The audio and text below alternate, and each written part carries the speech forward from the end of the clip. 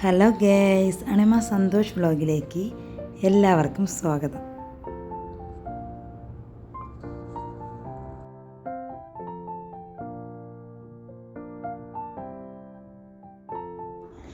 രാവിലത്തെ വിശേഷങ്ങളാകട്ടോ. രാവിലെ നല്ല ഉറക്കത്തിലാണ്. നിങ്ങൾ കരുതുന്നോ നല്ല ഉറക്കത്തിലല്ല.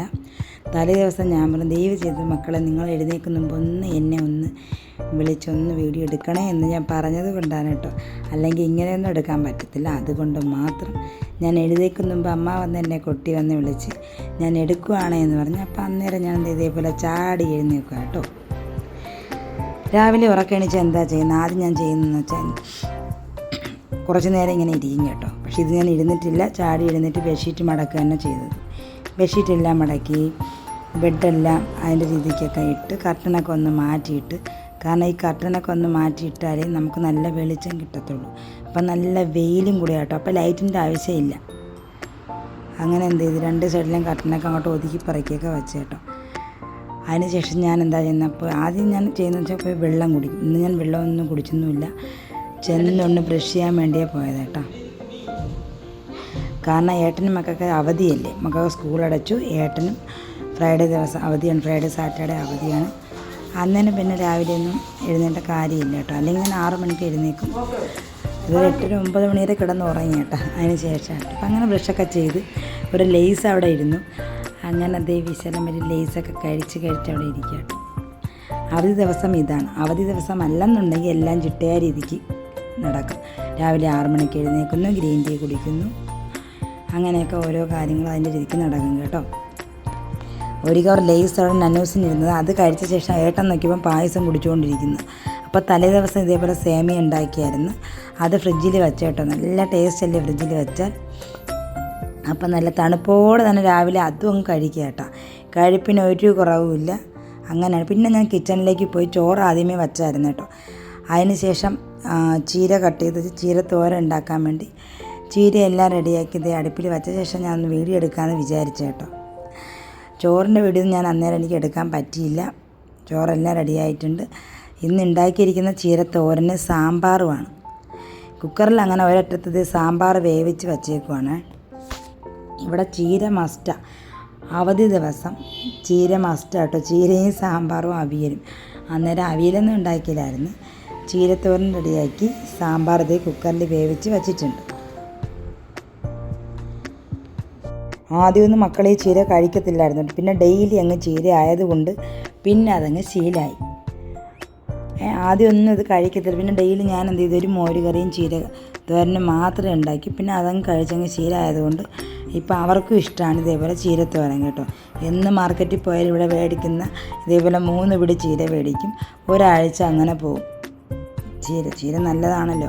പിന്നെ ഇവരെന്ന് വെച്ചാൽ ഈ പാൽ ചായ അതൊന്നും കുടിക്കത്തില്ല. ഐസ്ക്രീമും പായസത്തിൽ ഒഴിച്ചാൽ അതൊക്കെ കുടിക്കും കേട്ടോ.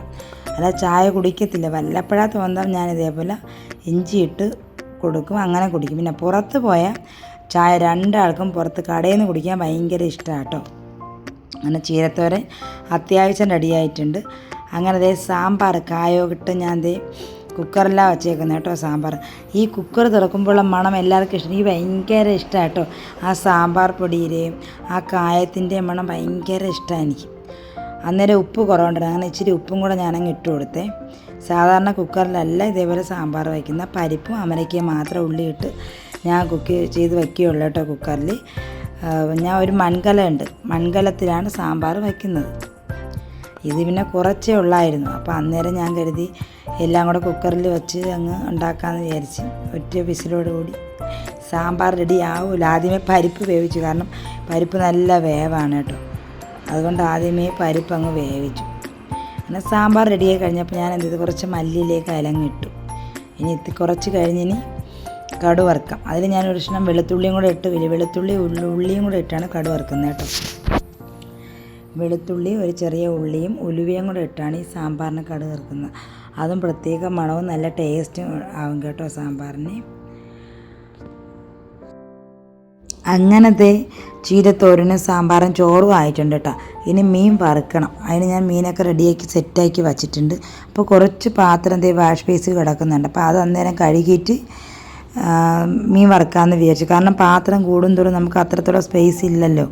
പാത്രം എടുത്ത് വയ്ക്കുക. അപ്പം ഞാൻ എന്ത് ചെയ്യും, അന്നേരം ഈ ഓരോ പാത്രങ്ങളും കഴുകി വയ്ക്കുമ്പം നമുക്ക് ഈ കിച്ചണും പെട്ടെന്ന് വൃത്തിയാകുകയും ചെയ്യും.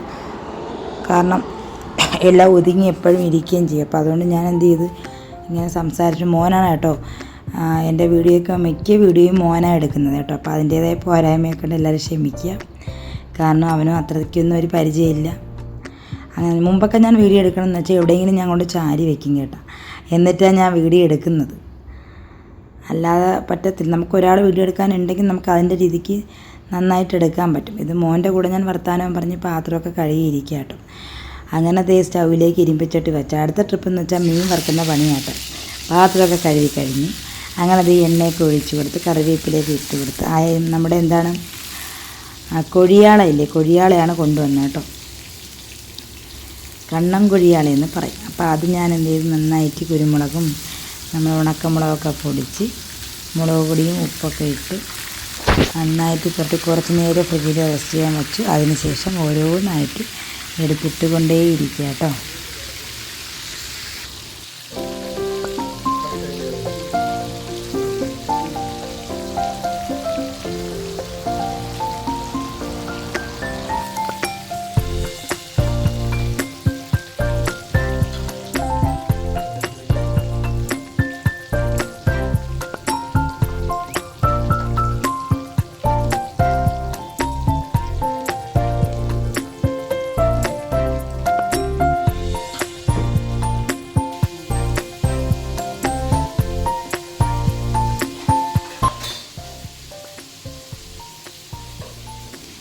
അങ്ങനെ മീൻ വറക്കുന്നു. ചീരത്തോരൻ റെഡി ആയിട്ടുണ്ട്.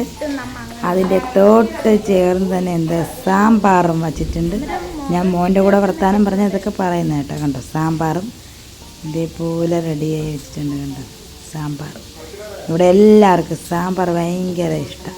ഒരവധി ദിവസം ഉണ്ടെങ്കിൽ നമ്മൾ ഉണ്ടാക്കുന്ന ഒരു ഐറ്റം സാമ്പാർ. സാമ്പാറില്ലാത്ത കളിയില്ല മക്കളെ, എല്ലാവർക്കും ഇഷ്ടം കേട്ടോ സാമ്പാർ. പണിയൊക്കെ കഴിഞ്ഞ് അങ്ങനെ നമ്മൾ കഴിക്കാൻ വേണ്ടി പോവുക കേട്ടോ. അങ്ങനെ സാമ്പാറും ചീരത്തോരൻ എനിക്ക് ഭയങ്കര ഇഷ്ടമാണ് ഈ സാമ്പാർ. അപ്പോൾ ഈ സാമ്പാർ ഉണ്ടെങ്കിൽ ഞാൻ വയറ് ഫുള്ള് ചോറ് കഴിക്കുകയും ചെയ്യും. ഉച്ചയ്ക്കൊരു നല്ല ഉറക്കവും ഉറങ്ങും.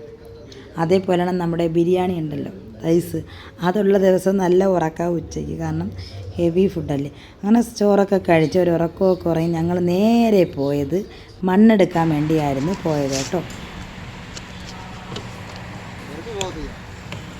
गर्मी है यार।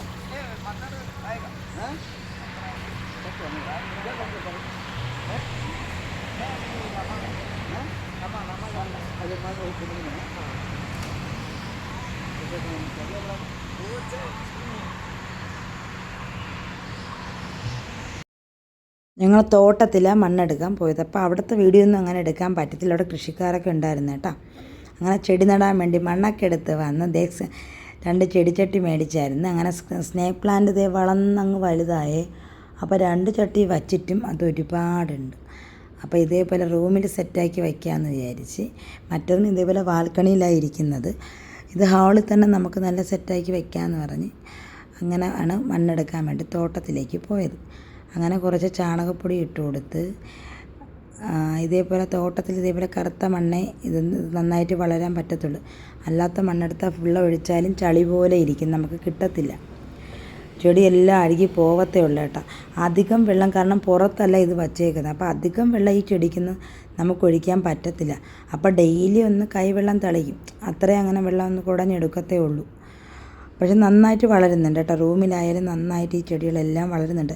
പിന്നെ ഞാൻ 2 മുളക് നട്ടായിരുന്നു. അപ്പോൾ അതിലും കുറച്ച് ചാണകപ്പൊടിയൊക്കെ ഇടണമായിരുന്നു കേട്ടോ. അത് ചെറുതായിട്ട് വന്നിട്ടേ ഉള്ളൂ കേട്ടോ. കണ്ടോ, ഇതൊക്കെയാണ് നമ്മുടെ ബാൽക്കണിയിൽ നട്ടേക്കുന്ന ചെടികളെ. അലോവേര തന്നെ നന്നായിട്ട് കണ്ടോ, അലോവേര നന്നായിട്ട് വളർന്ന് വന്നിട്ടുണ്ട്. ഇത് മുഖത്ത് തേക്കാനായിട്ടും നമുക്ക് എണ്ണ കാച്ചി തേക്കാനും നല്ലതാട്ടോ. ഞാൻ ഇതേപോലെ എണ്ണ കാച്ചി തേക്കാറുണ്ട് നന്നൂസിന് വേണ്ടി. പിന്നെ നമ്മുടെ പനിക്കൂർക്ക ഉണ്ട്. പനിക്കൂർക്ക നന്നൂസിന് ഒരുപാട് കഫമൊക്കെ വരുമ്പോൾ ഞാൻ ഇതാണ് പുഴിഞ്ഞു കൊടുക്കാറുള്ളത്. ചെമ്പരത്തി ഉണ്ട്, ഇതിൻ്റെ ഒന്നും പേരെനിക്കറിയത്തില്ല, അത് വേറെ കാര്യം. അങ്ങനെ മണി പ്ലാന്റ് എല്ലാം ഉണ്ട്. അപ്പോൾ ഇന്നത്തെ വിശേഷങ്ങൾ ഇത്രയൊക്കെയുള്ളൂ. ഒരു ദിവസം ഇതൊക്കെയാണ് കേട്ടോ. എൻ്റെ ചാനൽ ഇഷ്ടമായ ലൈക്ക് ചെയ്യുക, ഷെയർ ചെയ്യുക, സബ്സ്ക്രൈബ് ചെയ്യുക. കമൻറ്റ് ചെയ്യുക. പുതിയൊരു വീഡിയോയുമായി വരുന്നത് വരെ ബൈ ബൈ.